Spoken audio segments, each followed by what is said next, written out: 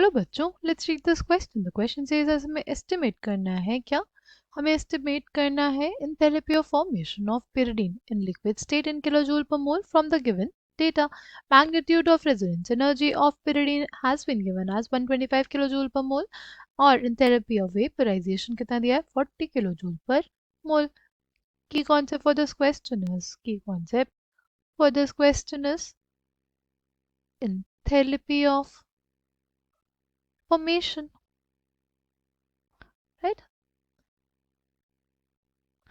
देखो, सबसे पहले हमारे पास इस चीज को हम लोग समझते हैं कि हमें डेटा जो गिवन है वो पिप्रिडीन तक गिवन है, राइट? ये जो लास्ट वाला मॉलिक्यूल है हमारे पास वो क्या है? पिप्रिडीन. हमें डेटा सिर्फ पिप्रिडीन तक गिवन है. पिरिडीन का हमारे पास सिर्फ रेजोनेंस एनर्जी और हमारी एंथैल्पी ऑफ वेपराइजेशन प्रेजेंट है, राइट? तो हमें पिप्रिडीन के हेल्प से वो चीज़ करनी होगी, फाइंड आउट, राइट? तो जैसे हमारे पास ये है पिरिडीन का मॉलिक्यूल, इसमें अगर हम लोग 3 moles of hydrogen gas add करें तो क्या आ जाएगा हमारे पास? तो हमारे पास फॉर्मेशन होगा किसका? तो हमारे पास फॉर्मेशन होगा पिपरीडीन का, राइट? तो हमारे पास किसका फॉर्मेशन होगा? तो हमारे पास जाके पिपरीडीन का फॉर्मेशन होगा. ठीक, क्या आ जाएगा हमारे पास? ये आ गया. और अब अगर हमें निकालना है डेल्टा एच ऑफ रिएक्शन, किसके बराबर होगा? Delta H of reaction will be equals to enthalpy of formation of piperidine minus enthalpy of formation of pyridine plus क्या हो जाएगा? Plus enthalpy of hydrogen, right? वो तो क्या हो जाता है? जीरो हो जाता है, तो इसलिए उसकी वैल्यू यहाँ पे लिख लेते हैं क्योंकि वो स्टैंडर्ड स्टेट में है, इसलिए उसका जीरो हो जाएगा. ठीक, एंथैल्पी ऑफ फॉर्मेशन ऑफ पिपरिडीन हमें कितना दिया हुआ है? वो -50 दिया हुआ है. Minus of delta H F of pyridine हमें निकालना है. ठीक, अब अगर हम लोग इस डेटा को कंसिडर करें, राइट, इस डेटा को ध्यान से देखें तो हमारे पास क्या दिया हुआ है? हमें दिया है CH2 डबल बॉन्ड NCH3. इसमें अगर हम लोग क्या करें? हाइड्रोजन का एडिशन करें तो क्या आ जाएगा हमारे पास? तो हमारे पास है CH3NH CH3, राइट? हमारे पास क्या है? CH3NH CH3.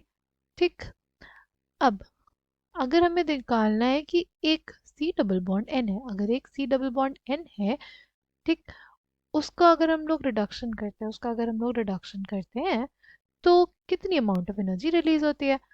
ठीक है, क्या कितनी अमाउंट ऑफ एनर्जी इन्वॉल्व है?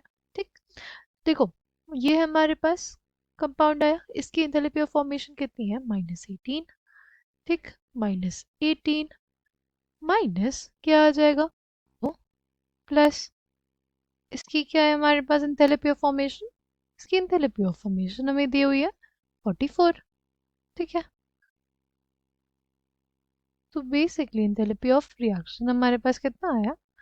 यह आया हमारे पास -18 -44 यानी -62 किलो जूल पर मोल. यानी एक मोल अगर कार्बन डबल बॉन्ड नाइट्रोजन होगा तो उसके रिडक्शन के लिए -62 किलो जूल पर मोल एनर्जी लगेगी. ठीक है, फिर अगर बात करते हैं कि कार्बन डबल बॉन्ड कार्बन की, है ना, साइक्लोहेक्सीन दिया हुआ है, उसमें अगर हाइड्रोजन का एडिशन करेंगे तो हमारे पास साइक्लोहेक्सीन बनेगा.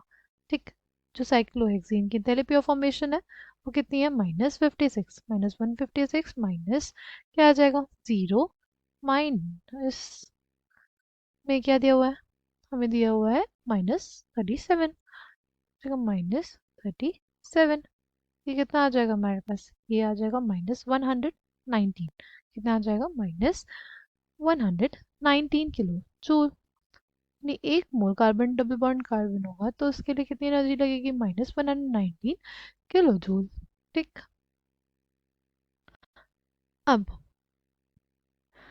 इस चीज को समझते हैं रेजोनेंस एनर्जी क्या होती है. देखो, सपोज ये हमारे पास एक ग्राफ है। ठीक, अगर पिपरीडीन की एनर्जी समवॉट इधर है, ठीक, तो जो हमारा सिस्टम है पिरीडीन का, उसकी एनर्जी इतनी होगी, राइट। दोनों के बीच में कुछ एनर्जी का गैप हुआ। फिर फिर पिरीडीन का जो मोस्ट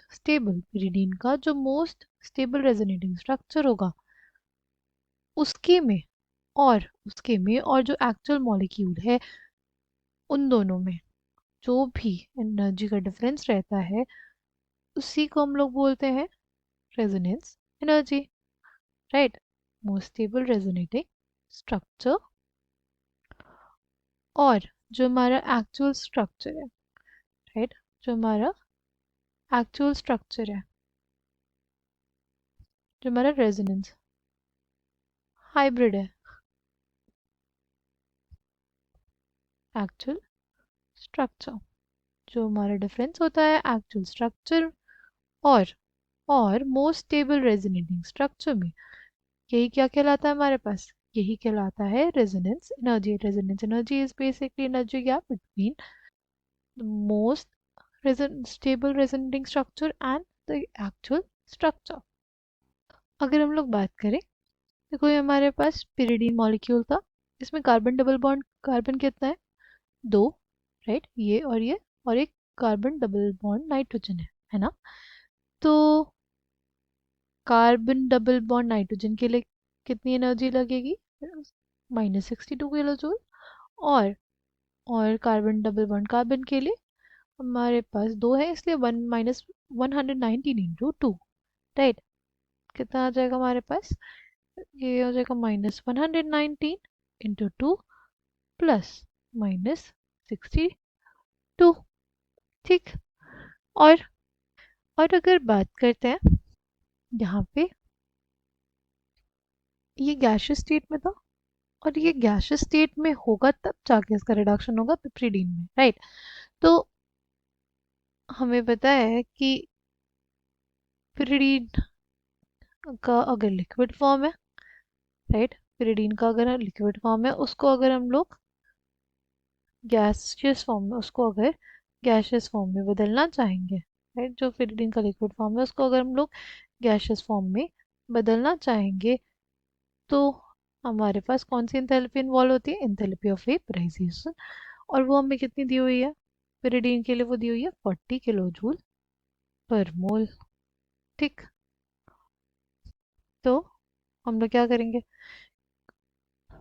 देखो हमारे पास ये जो -50 minus delta H of formation of pyridine है, वो किसके बराबर हो जाएगा, बेसिकली हो जाएगा -119 इंटू 2 प्लस -116 प्लस की रेजोनेंस एनर्जी भी इन्वॉल्व होगी और इसकी इंथैल्पी ऑफ वेपराइजेशन भी, राइट। तभी तो ये इस फॉर्म में आएगा, तभी तो फर्दर इसका रिएक्शन हो पाएगा, इसलिए ये एनर्जी इन्वॉल्व होगी। ठीक, ये हो जाएगा +40, फिर प्लस इसकी रेजोनेंस एनर्जी इन्वॉल्व होगी, राइट, +125। ठीक, कितना आ जाएगा ये हमारे पास, ये हमारे पास हो जाएगा 165, ये हो जाएगा basically 238 -62 plus 165 is equals to कितना हो जाएगा, ये हो जाएगा हमारे पास -300 प्लस 165, यानी -135 किलो जूल पर मोल। और अब क्या निकालना है, enthalpy of formation of pyridine. वो क्या हो जाएगा हमारे पास, वो बेसिकली हो जाएगा -50 minus enthalpy of formation of pyridine is equals to -135, ठीक, minus enthalpy of formation of pyridine is equals to -135 plus 50, यानी -85 kilojoule per mole. Enthalpy of formation of pyridine will be equals to 85 kilojoule per mole. Enthalpy of formation of pyridine will be 85 kilojoule per mole. I hope you understood it well. Thank you and all the best.